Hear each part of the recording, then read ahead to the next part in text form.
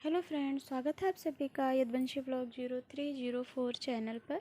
कैसे हैं आप सब? आई होप आप सब बहुत अच्छे होंगे। और आज एक उपवास की रेसिपी शेयर कर रहे हैं। मीठे की भी कह सकते हो, खीर की भी कह सकते हैं। मतलब आप इसको उपवास में खाइए, चाहे ऐसे ही किसी ओकेज़न पे बना के खाइए खीर की। लेकिन हाँ, एक रबड़ी जैसे खीर की रेसिपी आप लोग के साथ शेयर कर रहे हैं। और शायद इसकी खीर आप बना के खाते भी होंगे। तो एक मीठे की रेसिपी आप लोग के साथ शेयर कर रहे हैं, खीर की रेसिपी। तो चलिए बताते हैं क्या बनाया है और किसकी खीर बनाई है।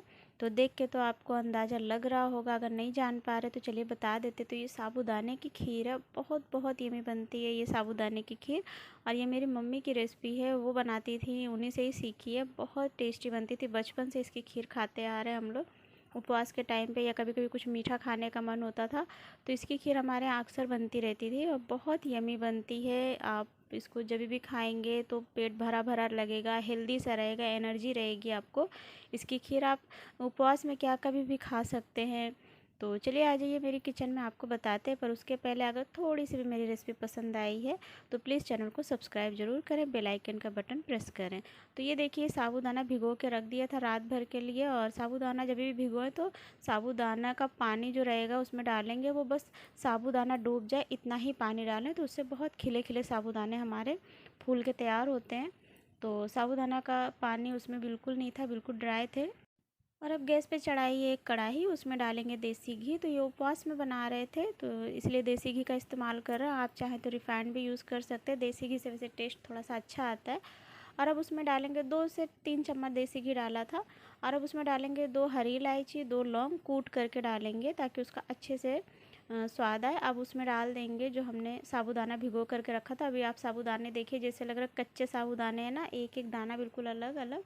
तो इसको अब इसमें भूनेंगे पहले 1 से 2 मिनट तक। और गैस की फ्लेम लो टू मीडियम कर दें, हाई से थोड़ी सी कम कर दें, और इस तरीके से इसको भूनें। तो भूनने से क्या होता है ना, थोड़ा सा इसका कच्चापन ख़त्म हो जाता है, एक सोनापन आ जाता है खीर जब भी आप बनाएंगे इसकी। तो इस तरीके से भूनेंगे 2 से 3 मिनट, बस भूनें। बस जब ये इकट्ठा होने लगे और इसका कलर थोड़ा चेंज होने लगे तो समझ जाइए हमारा साबूदाना भून के तैयार है। और अब इसमें डालेंगे दूध। तो दूध की मात्रा आपको जितनी गाढ़ी खीर चाहिए उस हिसाब से आप डालें। तो ये 1 लीटर दूध था, पूरा 1 लीटर दूध डाल दिया था इसमें। और अब इस तरीके से इसको चलाएंगे और गैस की फ्लेम लो टू मीडियम रखें, धीमे धीमे इसको पकाएंगे हम ताकि ये गाढ़ी हो जाए खूब और इसकी रबड़ी जैसी खीर बन के तैयार होती है।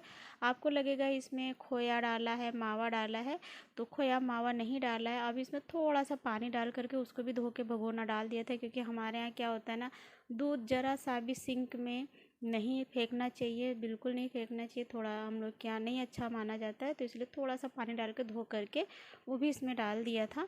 और अब इसको लगातार चलाते रहेंगे बीच बीच में, 1-1 2-2 मिनट के बाद, ताकि उसमें जो कढ़ाई में नीचे साबूदाना लगे ना।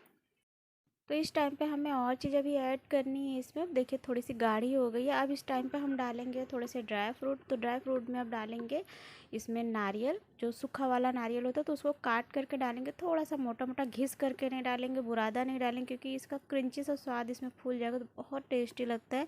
आप ज़रूर इस तरीके से थोड़ा सा मोटा मोटा कट करके नारियल डालें, बहुत अच्छा लगता है खीर में इस तरीके से नारियल। और ये ज़्यादातर शादी बारात में जो खीर बनती है ना, उसमें इस तरीके से मोटा मोटा कट करके डालते हैं नारियल, तो बहुत यमी सा लगता है वो खाने में।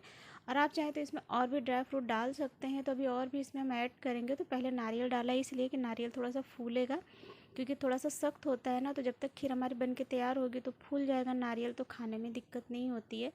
जैसे जो सीनियर सिटीजन होते हैं या जिनको दांत में प्रॉब्लम होती है तो उनको आराम रहता है खाने में, तो इसलिए नारियल सबसे पहले डालें। अब उसके बाद डालेंगे 1 मुट्ठी किशमिश। तो किशमिश से थोड़ा सा खट्टापन आता है, उससे थोड़ा सा टेस्ट और अच्छा लगता है, मीठा खट्टा। और अब इसमें डाल देंगे काजू और बादाम, कट करके छोटा छोटा सा कट किया है, वो जल्दी ही पक जाएंगे क्योंकि स्लाइस में है। तो अब इसमें डालेंगे हम स्वाद के अनुसार चीनी। तो अभी आधी कटोरी चीनी डाली है, क्योंकि हमारे यहाँ बहुत ज़्यादा मीठा नहीं खाते हैं, थोड़ा सा फीका खाते हैं। तो आधी कटोरी चीनी डाली। आप चाहें तो इसमें 1 कटोरी भी डाल सकते हैं, जितना मीठा आपको पसंद है उस हिसाब से आप इसमें चीनी डालें। और अब देखिए थोड़ी सी गाढ़ी हो गई। और तो बस इसी तरीके से चला चला के हमें इसे और गाढ़ा करना है ताकि खाने में रबड़ी जैसा लगे। तो अब देखिए इसमें और क्या डालेंगे। तो इसमें लास्ट में फिर से देसी घी डालेंगे, 1 से 2 चम्मच। अगर आपको नहीं पसंद है तो आप ना डालें, या हेल्थ का कुछ इशू है तो आप लास्ट में ना डालें, शुरू में ही रहने दें। लेकिन लास्ट में डालने से क्या होता है ना, थोड़ा सा इसमें चिकनापन और क्रीमी सा स्वाद आ जाता है और देसी घी की खुशबू भी बहुत अच्छी आती है। तो ये मेरे घर का देसी घी था, तो देसी घर के देसी घी की अलग ही बात होती है, मार्केट वाले की अलग होती है। तो अब देखिए कितनी गाढ़ी गाढ़ी बन के तैयार हो गई है ना। तो बस अब हमारी खीर ऑलमोस्ट तैयार है, और अब गैस की फ्लेम बंद करेंगे और करेंगे इसकी प्लेटिंग।